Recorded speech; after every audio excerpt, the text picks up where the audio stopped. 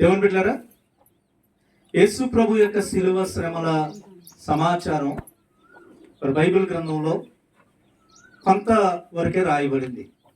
కానీ చరిత్ర, అమ్మ వింటున్నారా, చరిత్రలో చాలా విషయాలు లిఖించబడినాయి. ఏమంటే ఇప్పుడు నేను చెప్పేటటువంటి సమాచారం ఆక్స్ఫర్డ్ విశ్వవిద్యాలయం యూనివర్సిటీ వాళ్ళ యొక్క పరిశోధన ద్వారా శాస్త్రవేత్తల చేత అనేక సంఘాల చేత ఆమోదించబడినటువంటి సమాచారాన్ని నేను మీకు జ్ఞాపకం చేస్తున్నాను. దేవుని బిడ్డలారా, జాగ్రత్తగా వినండి. యేసు ప్రభువుని బైబిల్లో ఉన్నటువంటి సమాచారం ప్రకారంగా యేసు ప్రభువుని నిన్నటి దినమున ఆయనను ఆ యొక్క గెత్సెమనే తోటలో, ఒలీవల వనమడబడినటువంటి ఆ తోటలో ఆయన ప్రార్థన చేస్తూ ఉన్నప్పుడు రాత్రికి రాత్రి ఆయనను బందిపోటు దొంగల మీదకి వచ్చినట్లుగా ఆ యొక్క సైనికులు వచ్చి ఏమండి ఆ యొక్క ఇస్కరియోతు యోధ వారికి దారి చెప్పినప్పుడు వారు రావడం, ఆయన మీద పడి ఆయనను ఈడ్చుకొని పోవడం, ఆ యొక్క రాత్రికి రాత్రే ఆయనకు తీర్పు తీర్చడానికి అధికారులు కూర్చోవడం జరిగింది. హల్లెలూయా. అయితే దేవుని బిడ్డలారా, ఏ యొక్క దేశము న్యాయ వ్యవస్థలో కూడా రాత్రులు చట్ట సభలు జరగవు. రాత్రిగల సమయంలో న్యాయ సభలు జరగవు. కోర్టులు రాత్రిగల సమయంలో తీర్పులు తీర్చవు. కానీ యేసు ప్రభువుకు జరిగిన అన్యాయపు తీర్పు అని ఎందుకు ఎలా చెప్తున్నామంటే, దేవుని బిడ్డలారా, ఆయనను తీర్పు తీర్చింది రాత్రిగల సమయం. అమ్మ, ఇప్పుడు రాత్రిగల సమయం. మనం బైబిల్ గ్రంథం నుంచి ఒక మాటను మనం కనుక చూస్తే ఒకసారి ఆ విషయాన్ని మనం చదువుదాం. యోహాను సువార్త 19వ అధ్యాయంలో రాయబడినటువంటి మాటల్లో ఇక్కడ రాయబడి ఉంటుంది 14వ వచనం.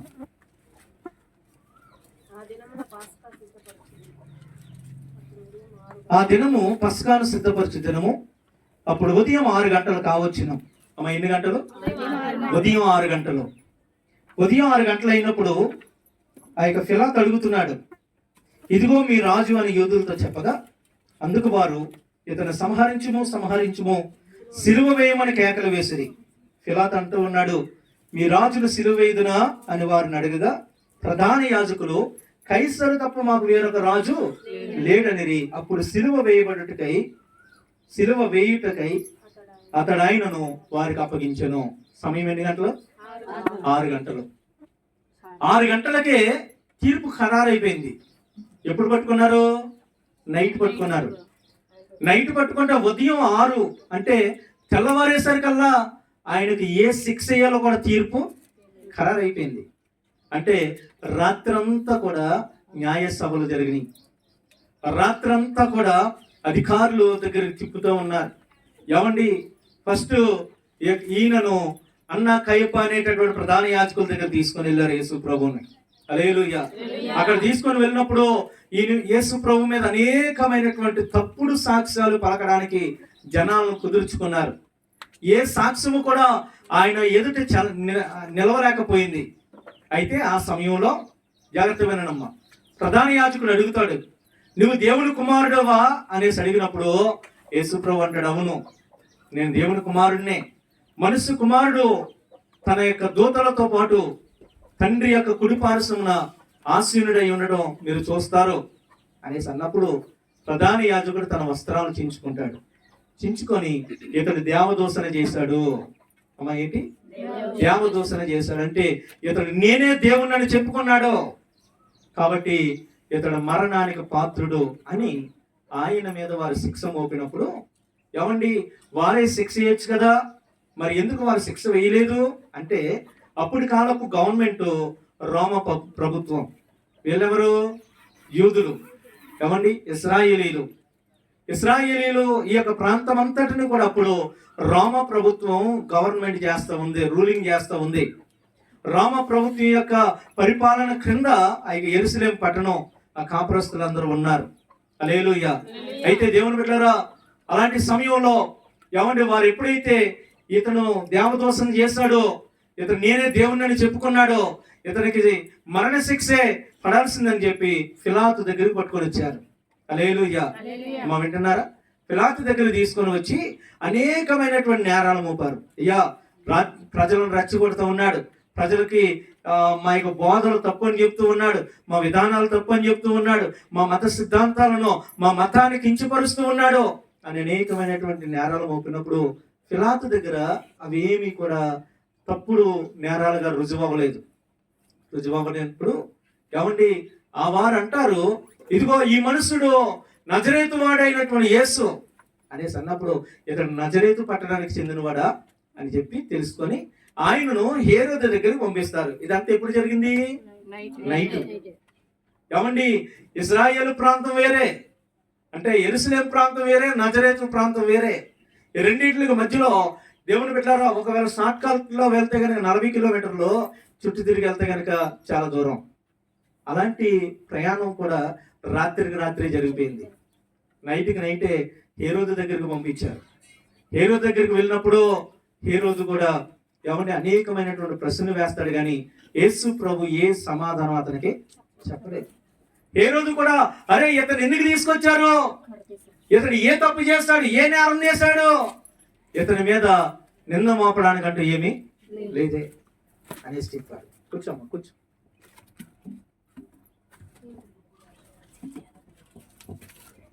కూర్చోవాలమ్మా, మధ్యలో ఎవ్వరు దయచేసి మధ్యలో లేవకండి.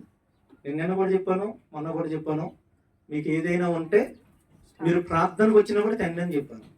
మధ్యలో మీరు ఇళ్ళకు పరుగులు ఎత్తకూడదు. ఒక్కసారి దేవుని సన్నిధికి వచ్చినాక ఇక బయటికి వెళ్ళే ప్రయత్నం చేయకూడదు.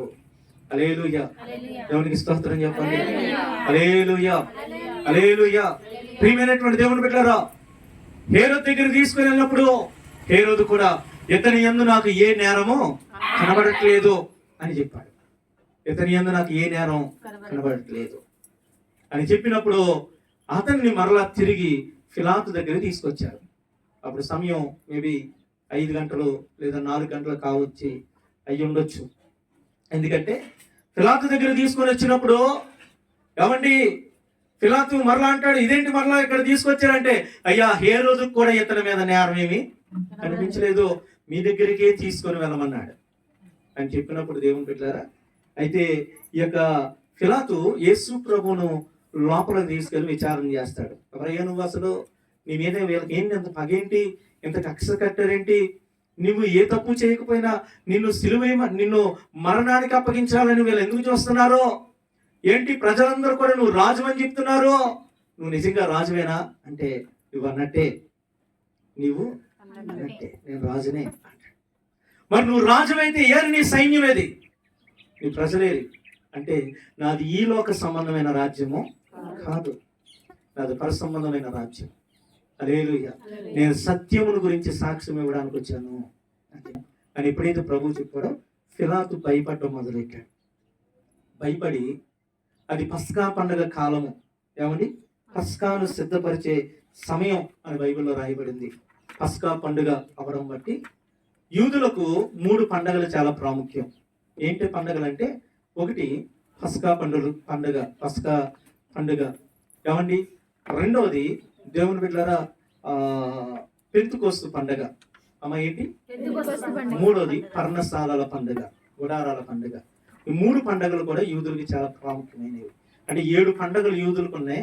ఆ 7 పండుగల్లో కూడా ఈ 3 పండుగల్ని కూడా ఆర్భాటంతో చాలా గొప్పగా చేస్తారు.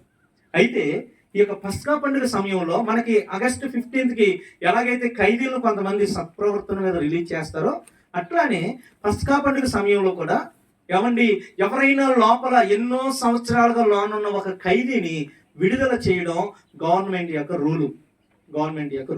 అయితే అప్పటికే ఆ దేశంలో గొప్ప అల్లరి చేసి ఒక ఉగ్రవాదిగా పేరు తెచ్చుకొని ప్రభుత్వాన్ని ధిక్కరిస్తూ ప్రజలను హింస పెడుతూ ఏమంటే ఆ ప్రాంతంలో గొప్ప నష్టాన్ని కలిగించినటువంటి ఒకడు లోపల ఉన్నాడు. వాడి పేరు బరబ్బా. ఏం పేరమ్మా? బరబ్బా. హల్లెలూయా. బైబిల్లో రాయబడి ఉంటది, మత్తయి సువార్తలో అతడు ప్రసిద్ధి చెందిన ఖైదీ అని రాయబడి ఉంటది. అమ్మ ఏం ఖైదీ? ప్రసిద్ధి చెందిన ఖైదీ. అతడు లోపల ఉన్నాడు. ఇప్పుడు పిలాతు ఎలాగైనా సరే ఈ యొక్క నిర్దోషికి శిక్ష పడకుండా చేయాలంటే నేను ఒక ఖైదీని విడుదల చేయడానికి వాళ్ళ ముందు ప్రపోజల్ పెట్టాలి ప్రజల ముందు. ఇప్పుడు ఓ పక్కన బరబ్బాని నిలబెడతాను, ఓ పక్కన యేసయ్యని నిలబెడతాను.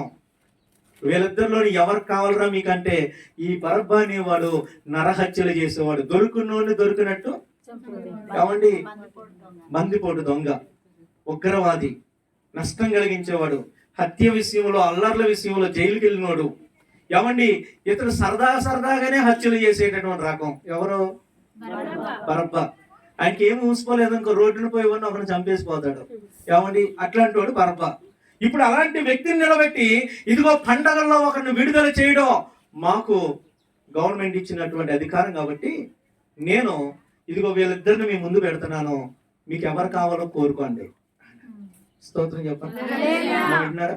ఒక దొంగని, ఒక నరహంతకుని, ఒక భయంకరమైన ఉగ్రవాదిని పక్కన నిలబెట్టి ఇటు పక్కన యేసు ప్రభువుని నిలబెట్టి మీకు ఎవరు కావాలో కోరుకోండి అన్నప్పుడు ఏమండి ఈ యొక్క ఫిలాతు యేసు ప్రభుని విడిపించడానికి ఇష్టం చూపిస్తున్నాడని ప్రధాన యాజకులు తెలుసుకొని దేవుని బిడ్డలారా వాళ్ళు ఏం చేస్తారో తెలుసా, మాకు బరబ్బాను విడుదల చేయండి అని కేకలేస్తారు.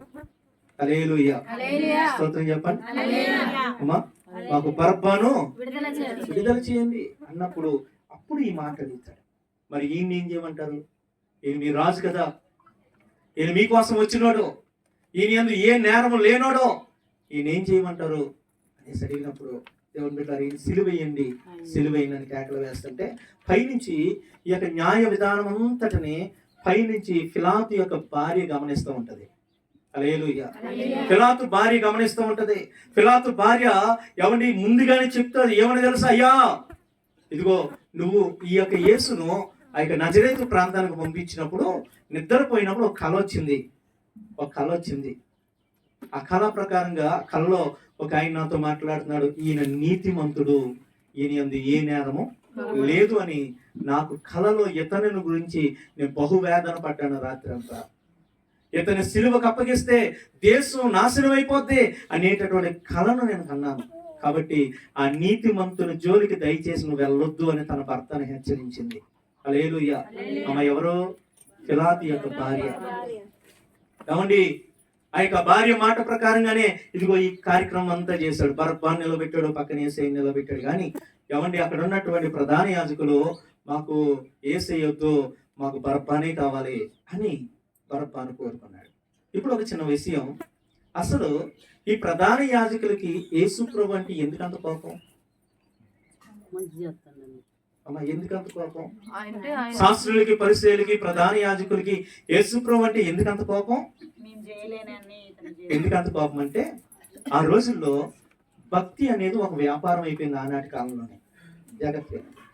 ఈ రోజుల్లోనే కాదు బిడ్డలారా, ఆ రోజుల్లో కూడా యేసు ప్రభు కాలంలో కూడా భక్తి ఒక వ్యాపారం అయిపోయింది. యేసు ప్రభు దేవాలయంలోకి వెళ్ళినప్పుడు అక్కడ ఏం చూశాడు? పావురాలు అమ్మే వాళ్ళని, మేకలను అమ్మే వాళ్ళని, గొర్రెలను అమ్మే వాళ్ళని దేవాలయంలో చూశాడు. ఏమంటే రోకలు మార్చుకుంటూ ఉన్నారు, ఎక్స్చేంజ్ చేసుకుంటున్నారు. హల్లెలూయా. వ్యాపారం చేస్తున్నారు. యేసు ప్రభు అన్నాడు, ఇది నా తండ్రి ఇల్లును మీరు వ్యాపారపు కేంద్రంగా మార్చేశారు, దొంగల గుహంగా మార్చారు అని చెప్పి వారి మీద కొరడా చేసి వారిని కొట్టడం మొదలెట్టాడు. హల్లెలూయా. వారు చేస్తున్నటువంటి పాపపు క్రియలన్నీ బయటికి చెప్పడం మొదలెట్టాడు. జాగ్రత్తగా వినండి. వాక్యములోని తల్లిని తండ్రిని సన్మానించని దేవుని వాక్యం చెప్తుంటే, ఏమండి తల్లిదండ్రులకు ఏదైనా చేయాల్సి వచ్చినప్పుడు పిల్లలు తల్లిదండ్రులు ముందు నిలబట్టి ఖుర్బాను అని ఒక మాట పలికితే ఇంకా తల్లిదండ్రులు పట్టించుకోవాల్సిన అవసరం లేదంట. ఖుర్బాను అంటే దేవునికి సమర్పించాను అనే మాట. ఇప్పుడు తల్లిదండ్రులకి నువ్వు భోజనం పెట్టాలా, వాస్తవానికి తల్లిదండ్రులకి నువ్వు ఏదైనా ఒక విలువైనది ఇవ్వాలా. వాళ్ళు వచ్చి అరే నీ పంట పండింది కదా, మరి దాంట్లో మాకు తినడానికి మాకు ఎదురా అన్నప్పుడు వాళ్ళకి ఇవ్వాల్సిందని ఇలా పట్టుకొని ఇది నేను దేవునికి సమర్పిస్తున్నానంటే ఇక తల్లిదండ్రులకి ఏమి ఇవ్వకలొద్దు. అర్థమైందా? అందులోంచి ఆ తల్లిదండ్రులకు ఇవ్వాల్సిన దాంట్లో కొంత దేవుడికి ఇచ్చి మిగిలినంత వేలే ఉంచుకునేటటువంటి భయంకరమైనటువంటి అన్యాయపు కార్యక్రమాలు ఆ రోజుల్లో జరిగేవి. హల్లెలూయా. స్తోత్రం చెప్పండి. హల్లెలూయా. అందుకే మత్తయి సువార్త 23వ అధ్యాయంలో వారి యొక్క వేషధారణ విధానం, వారి భక్తి విధానం, వారు ఎంత భయంకరంగా ఆ రోజుల్లో ఉన్నటువంటి శాస్త్రులు, పరిసయ్యులు, ప్రధాన యాజకులు ఏమండి ఎంత భయంకరంగా వాళ్ళు బ్రతుకుతున్నారు. వారి బ్రతుకులన్నీ కూడా మత్తయి సువార్త 23వ అధ్యాయంలో ప్రభు వారి కళ్ళ ముందు పెట్టి వారిని గద్దించడం మొదలెట్టాడు. ప్రతి విషయంలో వారికి ఆనకట్ట వేయడం మొదలెట్టాడు. హల్లెలూయా, ప్రభుకి స్తోత్రం చెప్తామండి. ప్రజలకి సత్యాన్ని చెప్పడం మొదలెట్టాడు. ఎప్పుడైతే వారి లుసుకులన్నీ బయటకు వస్తున్నాయో, ఎప్పుడైతే వారి తప్పులన్నీ ప్రజలకి ఈయన ఏలెత్తి చూపించడం మొదలెట్టాడో, ఈయన మీద ప్రధాన యాజకులు పగబట్టారు. వినండమ్మా, పగబట్టారు. ప్రధాన యాజకులు కక్ష కట్టారు. ఈయనని ఎలాగైనా చంపేయాలి అని ఎన్నోసార్లు ప్రయత్నం చేశారు. దేవుని బిడ్డలారా, ఎన్నిసార్లు ప్రయత్నం చేసినా చుట్టూ ప్రజలు ఉంటున్నారు. ప్రజలు యేసు ప్రభుని ఎన్నడూ విడిచిపెట్టిన వాళ్ళు కాదు. హల్లెలూయా. అని ఇదిగో ఈ అధ్యాయానికి ముందు ఆయన ఒంటరిగా ఒలీవల తోటకి ప్రార్థన చేయడానికి వెళ్ళాడు. ఒంటరిగా దొరికాడు. ఒంటరిగా దొరికినటువంటి ఆయనను, రే నీ ప్రభు ఎప్పుడు ఒంటరిగా ఉంటాడురా, అది నాకు చెప్తే గనక నీకు డబ్బులు ఇస్తాను అనగానే ఇస్కరియోతు యోధ సరైన సమయం కొరకు ఎదురు చూశాడు. ప్రభు ఒంటరిగా తోటలో ప్రార్థన చేయడానికి వెళ్ళినప్పుడు యేసు ప్రభు యొక్క జాడను ప్రధాన యాజకులు చెప్పి వారిని తీసుకొని వెళ్ళాడు. ప్రభుకి స్తోత్రం. ఒంటరిగా దొరికినటువంటి ప్రభువును వారు వశం చేసుకున్నారు. ఆయన మీద అనేకమైనటువంటి నేరాలు మోపారు, ఎన్నో నిందలు మోపారు. ఇదిగో ఇక్కడ రాయబడినటువంటి మాటల్లో బర్బనా యేసయ్యా అంటే ప్రధాన యాజకులు బర్బాయేమ కావాలి అని కేకలు వేయించడానికి పక్కన తనతో పాటు ఉన్నటువంటి అనుచరులను రెచ్చగొట్టారు. హల్లెలూయా, స్తోత్రం చెప్పండి. హల్లెలూయా.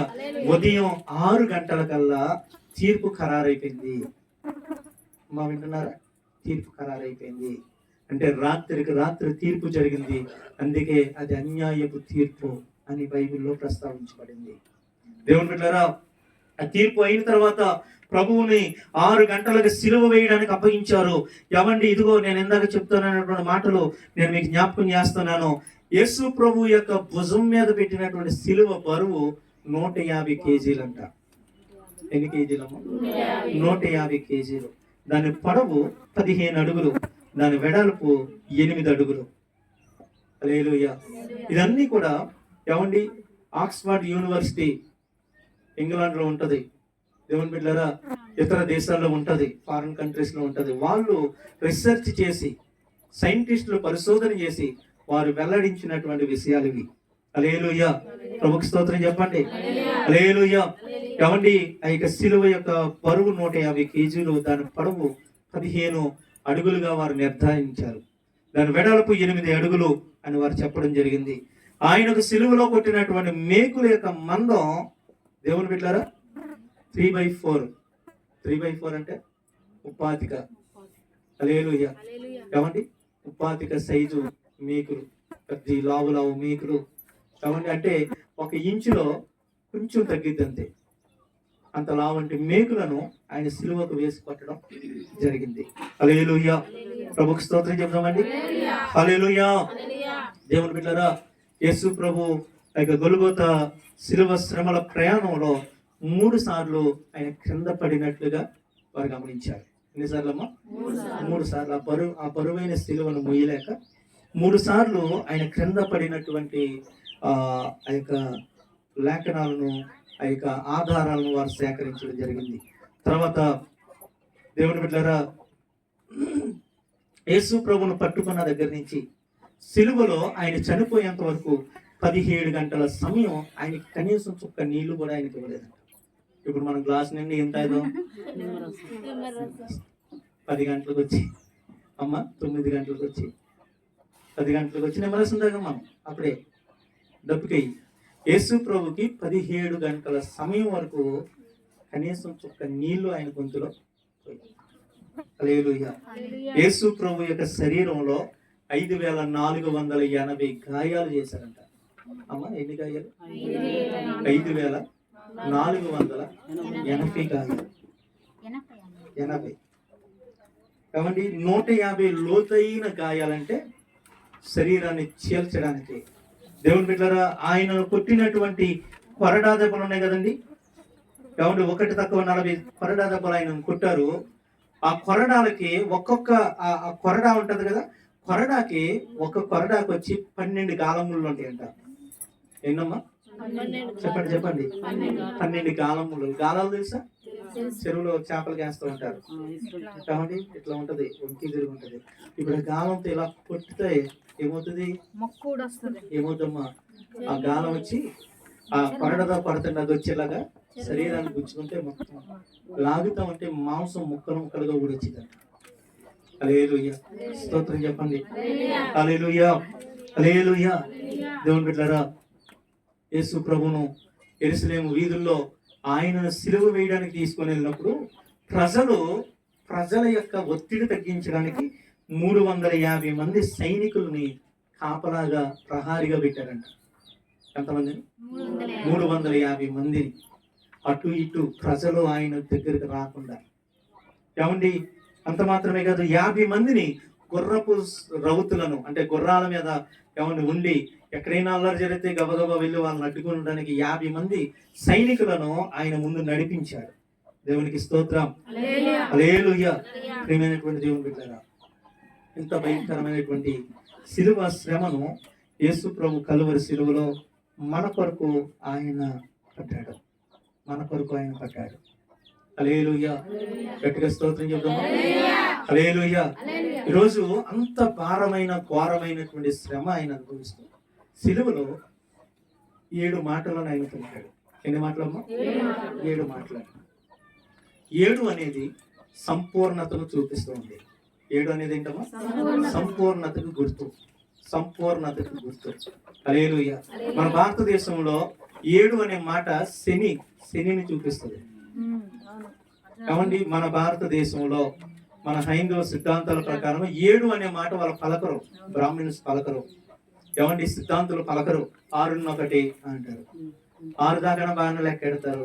7 ఏమంటారు తెలుసా? 6-1 అంటారు. ఏమండి, 7 అనరు. వాళ్ళకి 7 అనేది ఒక శని అనేటటువంటి గుర్తుకు వారు, ఏమండి, ఒక దురదృష్టానికి వారు భావిస్తే, క్రైస్తవులకి ఈ 7 అనేటటువంటి సంఖ్య వారి యొక్క జీవితాలను మార్చినటువంటి పరిపూర్ణతలోకి వారిని నడిపించింది. దేవునికి స్తోత్రం. అందుకే యేసు ప్రభు సిలువలో 7 సార్లు ఆయన ప్రపంచానికి అద్భుతమైన సందేశాలు ఇచ్చారు. 7 మాటల్లో నుంచి ప్రపంచానికి అద్భుతమైన సందేశాన్ని ఆయన ఇచ్చారు. దేవునికి స్తోత్రం. ఇప్పుడు మనం ఆ యొక్క సిలువలో పలికినటువంటి 7 మాటలను మనం ధ్యానం చేయబోతూ ఉన్నాం. బిడ్డలారా, ఒకరు గుర్తుపెట్టుకోండి, నీ కొరకు ఎంతో శ్రమ అనుభవించినటువంటి ప్రభువు ఇంకా కలువరి సిలువలో ఆ రోజు వేలాడుతూనే ఉన్నాడు. హల్లెలూయా. సిలువలో వేలాడుతూనే ఉన్నాడు. కాబట్టి సిలువలో వేలాడుతూనే ఉన్నాడు. ఆయన గొంతుగా దప్పికతో అరుస్తూ ఉంటే మనకు ఈ నిమ్మరసం ఇవ్వలేదు, మజ్జిగ ఇవ్వలేదు. ఏమిచ్చారు? చేదునిచ్చారంట. చేదు. హల్లెలూయా. చేదునిచ్చారు. ఏమండి, ఇంకో మాట ఏంటో చెప్పనా, ఆ చేదును ఇవ్వడం వెనకాల కూడా వాళ్ళకి ఒక సాంప్రదాయం ఉంది. ఏంటంటే వాళ్ళు ఎందుకు చేదిచ్చారంట తెలుసా? ఆయన దాన్ని రుచి చూసి తాగనొల్లకుండా వదిలేశాడంట. ఎందుకంటే ఆ చేదు బోలము కలిపినది అనేసి ఉంటది. బోలము అమ్మ, ఏంటి బోలము తెలుసు? సాంబ్రాణి బోలము అంటారు కదా. బోలము యేసు ప్రభును కలువరి సిలువకి అప్పగించడానికి ముందు పుట్టగానే ఆయన దగ్గరికి తెచ్చినటువంటి కానుకల్లో బోలము. ఏమండి, ఏమేమి తెచ్చారు? బంగారం, సాంబ్రాణి. బంగారం ఏమో రాజును చూపిస్తుంది. బంగారం దేన్నమ్మా? రాజుగారికి గుర్తు బంగారం. సాంబ్రాణి యాజకుని చూపిస్తుంది. సాంబ్రాణి దేన్ని చూపిస్తుంది? యాజకుని చూపిస్తుంది. బోలము ఆయన పొందబోయే సిలువ శ్రమలను చూపిస్తూ ఉంది. హల్లెలూయా, స్తోత్రం చెప్పండి. రక్షకుని చూపిస్తూ ఉంది. ఆమేన్, హల్లెలూయా. దేవుని బిడ్డలారా, ఆ బోలమును ఎందుకు వాడతారో తెలుసా? పెయిన్ కిల్లర్ కింద వాడతారంట. అమ్మ, బోలాన్ని దేనికి? మత్తు కొరకు వాడతారంట. ఏమండి, ఆయన సిలువలో ఆయన బాధను చూడలేక వారు బోలము కలిపినటువంటి ఆ చేదును ఆయనకు పెట్టాలనుకున్నప్పుడు ఆయన దాన్ని తీసుకోవడానికి ఇష్టపడలేదు. ఎందుకో తెలుసా? అరే, ఇప్పుడు నేను ఈ బోలమును కనుక నేను తీసుకొని నేను మత్తుడిగా ఉంటే నా ప్రజల భారం నా మీద మోపబడుతుంది. వారి శ్రమంతా నేను అనుభవించాలి. మత్తులో ఉండి అనుభవించకూడదు, సృహలో ఉండి వారి శ్రమను నేను అనుభవించాలని ప్రభు నీ కొరకు నా కొరకు దేవుని బిడ్డ ఆ యొక్క బోలమును తీసుకోవడానికి ఇష్టపడలేదు, మత్తుని తీసుకోవడానికి ఇష్టపడలేదు. హల్లెలూయా. స్తోత్రం చెప్పండి. హల్లెలూయా. మన కొరకు ఆయన ఎంత నలిగిపోవాలో అంతగా నలగగొట్టబడ్డాడు, ఎంత శ్రమ పడాలో అంతగా శ్రమ అనుభవించాడు. దేవునికి స్తోత్రం. హల్లెలూయా. మరి సమయంలో కావండి యేసయ్య సిలువలో పలికినటువంటి 7 మాటలను మనం ధ్యానం చేయబోతున్నాం. కొంతమంది వాటి కొరకు సిద్ధపడినటువంటి వారు ఉన్నారు. దేవుని బిడ్డలారా, వారు కొన్ని మాటలు మనకు వివరిస్తారు. మిగిలిన మాటలను నేను మీకు వివరించడానికి ప్రయత్నం చేస్తాను. సమయం 12 గంటలు కావస్తూ ఉంది. 12 అయింది. దేవుని బిడ్డలారా, ఈ 12 గంటల నుంచి 3 గంటల వరకు మనం ఈ యొక్క శిలువ ధ్యానాన్ని మనం చేయబోతూ ఉన్నాం. 2:30 కల్లా ఈ మాటలన్నీ మనం ముగించుకొని తర్వాత 2:30 కల్లా ముగించుకొని 2:30 నుంచి బలారాధన కార్యక్రమంలోనికి మనం వెళ్దాం. దేవునికి స్తోత్రం చెప్దామా? హల్లెలూయా. చిన్న ప్రార్థన చేసుకుందాం. ఇంతవరకు విన్నటువంటి వాక్యమును బట్టి, మాటలను బట్టి చిన్న ప్రార్థన చేసుకుందాం. అందరూ కూడా తలలు వంచండి. చిన్న ప్రార్థన. పరిశుద్ధుడా, గొప్ప దేవుడా, మహోన్నతుడా, మహాగణుడా, లోకరక్షకుడా, మీకు వందనాలు. ఇంతవరకు మీరు మాట్లాడిన ప్రతి మాటను బట్టి నీ నామాన్ని స్తుతిస్తూ ఉన్నా, నీ నామాన్ని గణపరుస్తూ ఉన్నానయ్యా. ఇదిగో తండ్రి, వీళ్ళందరిపై నీ రక్తాన్ని ప్రోక్షిస్తున్నారు. సహాయం చేయండి, దీవించండి, ఆశీర్వదించండి.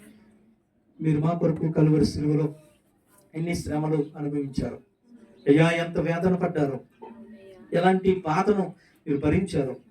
ఇది నాన్న తండ్రి, మేము తెలుసుకోవడానికి, మేము వినడానికి మాకు సహాయం చేశారు అయ్యా. తండ్రి, నీకు వందనాలు.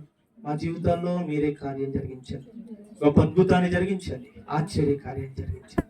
తోడుగా నడిపించి దీవించమని అయ్యా. ఈ సమయంలో అయ్యా మా ముందు నిలవబడి కొంతమంది బిడ్డలు అయ్యా నీ యొక్క మాటలను వారు నేర్చుకున్న విషయాలు, వారు గమనించిన విషయాలు, వారు తెలుసుకున్న విషయాలు అయ్యా సంఘం ఎదుట పంచుకోబోతుండగా సంఘాన్ని మీరు తండ్రి జ్ఞాపకం చేసుకొని సంఘ బిడ్డలకు తండ్రి కావలసినటువంటి చక్కని వర్తమానాలు వారి ద్వారా అందడానికి కూర్చోమని యేసు నామములో అడుగుచున్నాము తండ్రి. ఆమేన్. దేవునికి స్తోత్రం. హల్లెలూయా.